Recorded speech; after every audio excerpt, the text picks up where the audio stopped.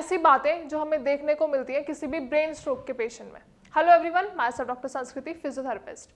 हम जनरली हमारी बॉडी में सिम्टम्स फील कर रहे होते हैं, लेकिन हम उन्हें रिकॉग्नाइज नहीं कर पाते और बहुत बार ऐसा होता है कि हम सिम्टम्स को समझ ही नहीं पाते और प्रॉब्लम बहुत ज़्यादा डिटोरिएट हो चुकी होती है, बहुत ज़्यादा सीवियर हो चुकी होती है।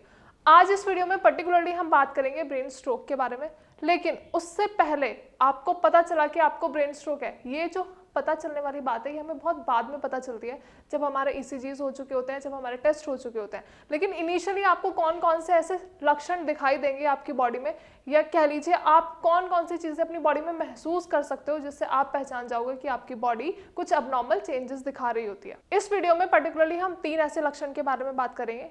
First is weakness, second is speech and third is face deviation. सबसे पहले अगर हम बात करते हैं वीकनेस के बारे में, बहुत बार ऐसा होता है कि पेशेंट्स कई बार थक भी चुके होते हैं, कोई भी मैकेनिकल वर्क है या फिर ऑफिस से कुछ काम है या फिर कुछ भी काम हो रहा है, कोई स्पोर्ट्स पर्सन है, कोई एथलीट है, तो जब भी वर्कआउट करते हैं उसके बाद पेशेंट जनरली थक जाते हैं। लेकिन उसका मतलब ये नहीं है कि आपको ब्रेन स्ट्रोक है। अगर आपको ब्रेन स्ट्रोक की समस्या हो रही है तो आपकी बॉडी में एक जनरलाइज्ड वीकनेस आपको महसूस होगी, मतलब आप कोई भी एक्शन नहीं परफॉर्म कर पाओगे। आप कोशिश करोगे, आप वॉलंटरी एक्शंस परफॉर्म करने की कोशिश करोगे, लेकिन आपका ब्रेन आपको सपोर्ट नहीं कर रहा होता है। यही होता है ब्रेन स्ट्रोक की कंडीशन में। अब इससे पहले हम थोड़ा सा ये जान लेते हैं कि ब्रेन स्ट्रोक है क्या। जब भी हमारे ब्रेन की वेसल्स को प्रॉपर ब्लड सप्लाई नहीं मिल रही होती है और हमारा ब्रेन अपने voluntary and involuntary actions perform नहीं कर पाता है, दैट इज ब्रेन स्ट्रोक। अब आपको ये तो समझ में आ गया होगा कि बॉडी में वीकनेस आ रही है, मतलब ब्रेन में कुछ फंक्शनिंग खराब हुई है।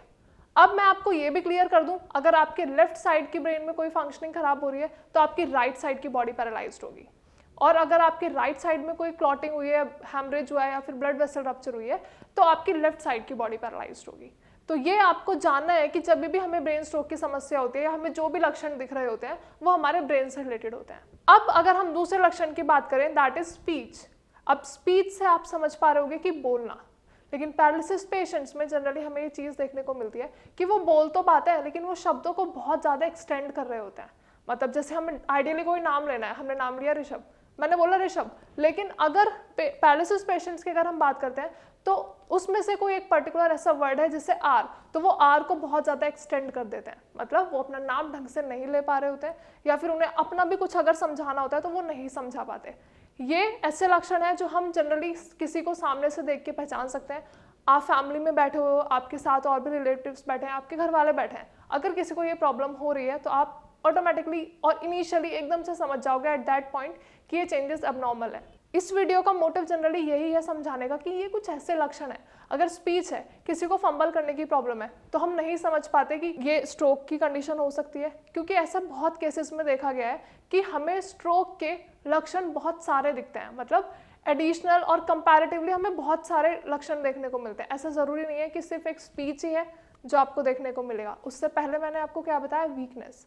अगर बॉडी में आप जनरलाइज्ड वीकनेस फील कर रहे हो, उसके साथ साथ अगर आप बोल भी नहीं पा रहे हो, तो ये सारे लक्षण हैं आपके ब्रेन स्ट्रोक के।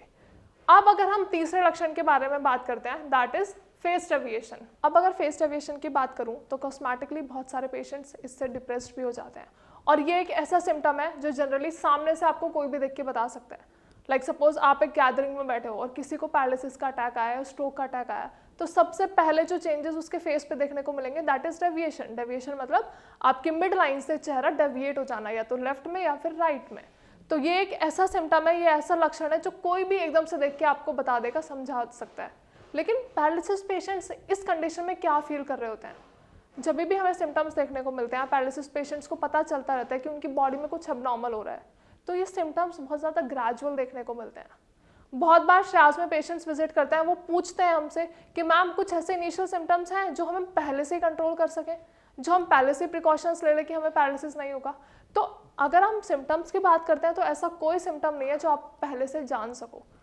वीकनेस की अगर हम बात करें तो वीकनेस जनरलाइज्ड होती है और ग्रेजुअल होती है, आपको धीरे धीरे पता चलेगा, और एक टाइम ऐसा आएगा जब आपके बिल्कुल हाथ की ताकत चली जाएगी, पैरों की ताकत चली जाएगी। ऐसे ही हम स्पीच के बारे में बात करते हैं। इनिशियली कभी कभी ऐसा होता है कि फंबल थोड़ा बहुत होता है, या फिर आप वर्ड्स को ढंग से बोल नहीं पाते, प्रोनाउंस नहीं कर पाते, या फिर वर्ड्स जनरली एक्सटेंड हो जाते हैं। लेकिन ये जब सिम्टम्स आपको सीवियरिटी पे दिखने लग जाए, ना आप बोल पा रहे हो, ना फिर आप कुछ स्वेलो कर पा रहे हो, ना आप कुछ पिक कर पा रहे हो, मतलब आपके हैंड्स में भी वीकनेस नहीं है, आप ढंग से, आपकी स्पीच भी बहुत ज़्यादा क्लियर नहीं है और आपका फेस भी डेविएटेड है। अब अगर हम बात करें पैरालिसिस पेशेंट्स की कि अगर उन्हें ये सिम्टम्स दिखते हैं तो उन्हें क्या करना चाहिए। जब पैरालिसिस पेशेंट्स हमारे पास ये सिम्टम्स लेके आते हैं तो सबसे पहले जो हमें उन्हें समझाना होता है वो यही होता है कि जो इनिशियल पीक टाइम है, बहुत बार पेशेंट्स जनरली लेट हो जाते हैं आने में, मतलब हॉस्पिटल विजिट करने में, तो ध्यान ये रखना है जब भी आपको ऐसे सिम्टम्स नज़र आते हैं तो आपको अर्ली 3 to 4 आवर्स में अपने बेस्ट हॉस्पिटल में विजिट करना है। Best hospital in the sense like जहाँ पे आपके प्रॉपर टेस्ट हो सके, क्योंकि ECG, CT स्कैन, MRI ये सब इंपॉर्टेंट टेस्ट हैं जिनसे आप आइडेंटिफाई कर सकते हो कि आपको स्ट्रोक कौन से टाइप का हुआ है। और जैसे ही आपको पता चलता है आपको स्ट्रोक कौन से टाइप का हुआ है तो आप उसका ट्रीटमेंट, उसका रिहैबिलिटेशन फर्दर स्टार्ट कर सकते हो। इस वीडियो में समझाने का जो मोटिव था वो ये था कि जो आपको सिम्टम्स देखने को मिलते हैं, जो आपको लक्षण देखने को मिलते हैं, वो आपको पहचानने होते हैं। क्योंकि बहुत बार अगर हम बैठे हुए हैं या फिर हम कुछ एक्टिविटी कर रहे हैं तो हम सिम्टम्स को नेग्लेक्ट कर देते हैं, हमें लगता है ऐसे ही हो रहा होगा, लेकिन वो ऐसे ही नहीं हो रहा होता। आप अभी नॉर्मल है, अभी मैं नॉर्मल खड़ी हुई हूँ, लेकिन अगर मेरी बॉडी में कुछ अब नॉर्मल चेंजेस आएंगे तो मैं रिएक्ट करूंगी। तो ऐसे ही आपको भी रिएक्ट करना है। अगर आपकी बॉडी में कुछ भी ऐसा हो रहा है जो नेचुरल नहीं है, जो नॉर्मल नहीं है, तो आपको अपने डॉक्टर से जल्दी कंसल्ट करना है, या फिर एटलीस्ट अपने फैमिली मेम्बर्स को बताना है कि मेरे साथ ये प्रॉब्लम हो रही है। क्योंकि आज के टाइम में ब्रेन स्ट्रोक के और पैरालिसिस के केसेस बहुत ज़्यादा बढ़ चुके हैं, और क्योंकि पेशेंट्स जनरली सिम्टम्स को नेग्लेक्ट कर देते हैं तो केसेस बहुत ज़्यादा सीवियर हो जाते हैं।